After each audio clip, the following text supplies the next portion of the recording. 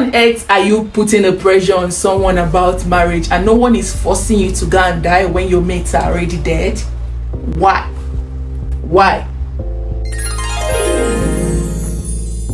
Today I want to talk about the challenges that comes with the 20s. This video is going to have to style my hair with me while we go on the ride.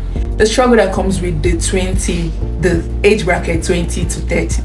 So apparently I'm in my mid-20s, so I'm in a better position to talk about this.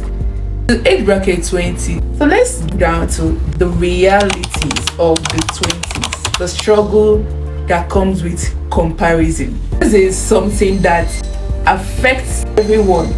It affects even those that are mature, even our parents, even our spouse. In your 20s, it's more like you always like find yourself comparing yourself with your peers. Like, this person is working already, this person has a job, this person is getting a second degree, this person is getting a third degree, this person is doing this person is learning a new skill, and then you are still trying to figure your life out. And it seems like a lot of your peers have already like figured their lives out. You find yourself struggling to like be happy. And within those periods that you are still comparing yourself with people, you see yourself lacking happiness. You know what comparison does? Comparison is a thief of joy. A thief of joy. You know what a thief does? It steals from you. It takes away what's yours. That's what a thief does. That's what comparison does. While you're comparing yourself with people, you forget the good things that are going on in your life. You forget that being alive is actually significant. You forget that the fact that you are healthy is significant. You forget that the fact that you have your family members around you is significant. You forget a lot of things that have been going on in your life. You forget even the time that you used to be happy, the time that things used to go well in your life. You forget that this particular phase is just temporary.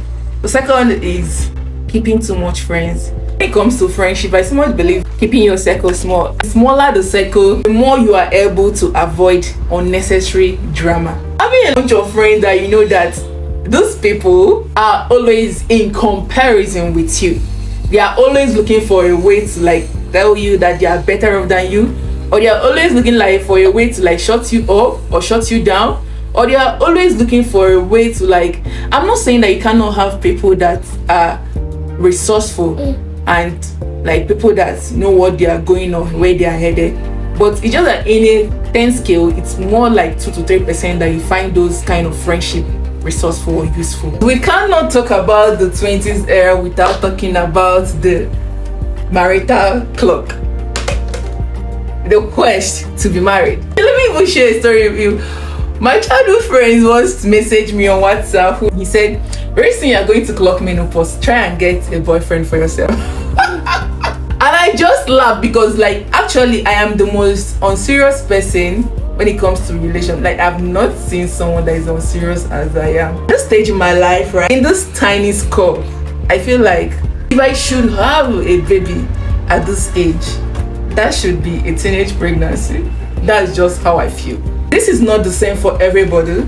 Don't quote me wrong. This is not the same for everybody.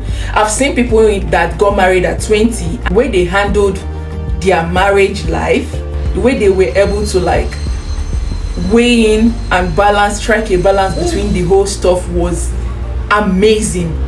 Deep down inside, I know that I'm a go-getter and I like go for stuff that I really want, but I know when it comes to those kind of responsibility, if I add it to my name at this point in my life, I will not be the best at it. Some of you will tell me, oh, you don't have to be perfect in it, nobody's perfect, nobody has a perfect marriage. Yes, I agree with you, but getting married needs a lot of preparation. People need to prepare mentally because you are raising a whole human being. So it's not just about you. It's not just the carefree you. It's about a human being. When I even think about this stuff and imagine it, I'm like, oh God. Oh, let it not be marriage phobia. What do they call it? Is it marriage phobia? When you anyone that pressures people by saying stuff like very soon we'll see you in Shiloh, I just feel like those people should be nailed to the cross. Why on earth are you putting a pressure on someone about marriage and no one is forcing you to go and die when your mates are already dead? Why? I've even once made a joke about it, like once you're a Nigerian graduate, once you're done graduating, you'll be like bubbling and hustling a lot of things, and I'm like, I just kind of want to break it down. I made it as a funny joke, but it's actually true. Is there anything that you will learn in this video is to stop telling people to go and get married. Stop it. Just stop it. The job hunting aspect. So a lot of people are hustling with like, okay, I'm doing this job, I'm doing this 8 to 5 job, and the salary is probably 80,000, 100,000, and you are in between wondering if you should quit your job and look for something else to do. I'm here to tell you the truth. Quitting your job is throwing yourself out to overthinking, throwing yourself out to worries, more worries than you were ever having before. So if you were thinking of, if you were having the challenges of, okay, this is not working out for me, I couldn't pay this for bill, I couldn't do this, and then you quit your job because these things, your current salary is not covering it, you are in for a long-term frustration. Like, you will be totally frustrated. You will be more frustrated than you were when you had a job. If you're ever gonna think of leaving your previous job, get a new job. Just have something else. Hold down the new job, then resign. Else you have a working business, like a working business, not the business of, okay, yes, I used to do this thing on my phone, let me just go back to it. No, something that you know that it is working. You see people that are like, oh, my 20s, I just have to manage with him, he's my boyfriend, he just hits me 1 or 2 times, I just want to manage with her, she's my girlfriend, she just told me to buy this hair of 200,000, and deep down you know that your salary is 150,000 and you're there like cracking your head and like hitting your head on the wall because you want to provide something for someone that is not within your budget. You know, when giving doesn't make sense again is when you are giving what you don't have. Like, you have to go and borrow to give for things that are not essential, like there are not needs. I don't mean wants, things that whoever you are giving it to can do without. That's when it becomes stupidity. Thinking that you have to like stay with someone that buys you hair just because they buy you hair, you allow them to hit you, to beat you. Okay, let me tell you, while I was still in university, let me tell you just gist. Oh, sorry for cutting you in. So this girl, we were seeing a movie in the school. We have this room place that we watch movie. So she was like, oh my boyfriend is cheating on me. So I was like, okay, what makes you think that your boyfriend is cheating on you? She said, he has not beat me for like 2 days now. And I was looking at her, I was wondering, is that the new thing? I was totally shocked because it's beyond my imagination that someone will actually think that when they beat them, when they will whosoever they are dealing with or messing with hits them, it's love. Because that's the most silly thing that I've ever heard. I tried to like talk sense into her and she says, if my boyfriend hits me, that means he's jealous, so he loves me. And I'm like, I was trying to hold myself. Being single will actually save you a lot in your 20s than being married. I don't know if this makes sense. In your 20s, most especially is for you to prioritize your growth, financial growth, mental growth. I don't see 20s as a period for someone to drain me. I don't see 20s as a period for me to be so dependent on someone. I don't see 20s as a period for me to think that the relationship that I'm having now, if something happens to it, that I'm not going to survive. I don't see 20s as a period that if someone break up with you, you take your life. Don't love someone else more than you love yourself. Don't be too into someone than you are into yourself. Keep something for yourself that you will always go back to. Keep some kind of love. Keep your heart somewhere, some portion of your heart somewhere that you always fall back to, like, okay, this is it.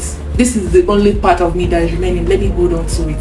And don't tell me that that's when you are not loving totally. You are loving totally, but you are just being strategic. That is very, very okay. Okay, still on the 20s stuff, I think we should talk about the rejection, handling rejection.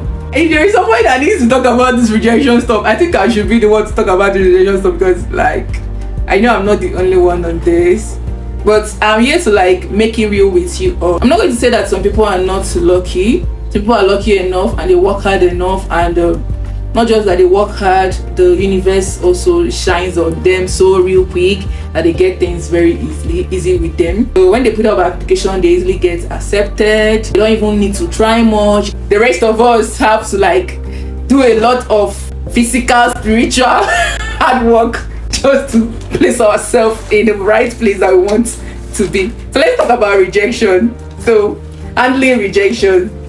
So, and the truth is this, I can remember like the first time I applied for work. No, I'm not even talking about work. Talking into school, like let me even rephrase, go back to like, because I think I've had my fair share of rejection right from when I was in secondary school.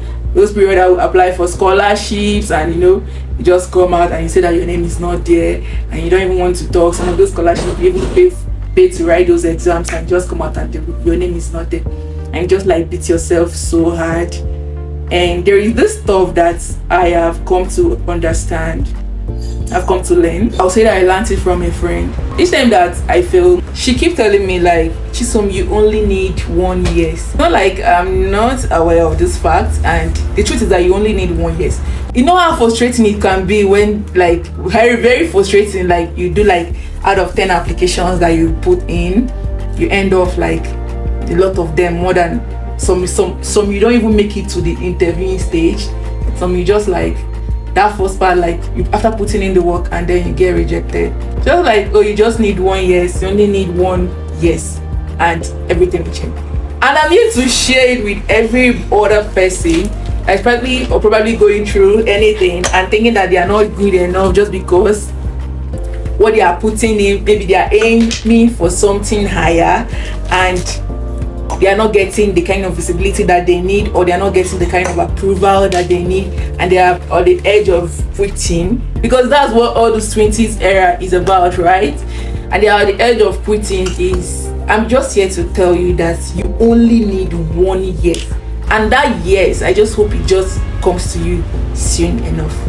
That's what my list about this 20s journey is starting whatever thing that you have once had in mind to start, whatever business that you've once had in mind to start, like, or else you have a certain age that you already stipulated, okay, by this age I should start this kind of business. Whatever idea that you have in mind that you want to start, and you are scared, you are like, oh, I don't even want people to see me, oh, I don't even want people to judge me, worrying about the if and oh and ow and ew and l. I'll tell you this thing for sure, is that no one really cares.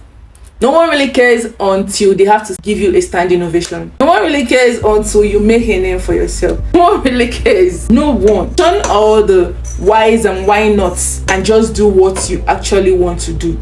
Shun all the if and if nots and just actually go for whatever that you want to do. Or else what you are going for needs a certain level, because there are some things that actually need experience, and those experience you gain it from working in a particular place or a period of time.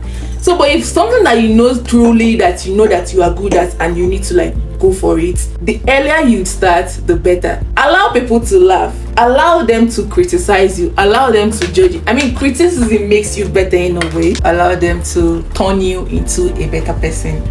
The more they talk, the more you gain experience, the more you become better version of yourself. This is Lifestyle Facts with Chisom.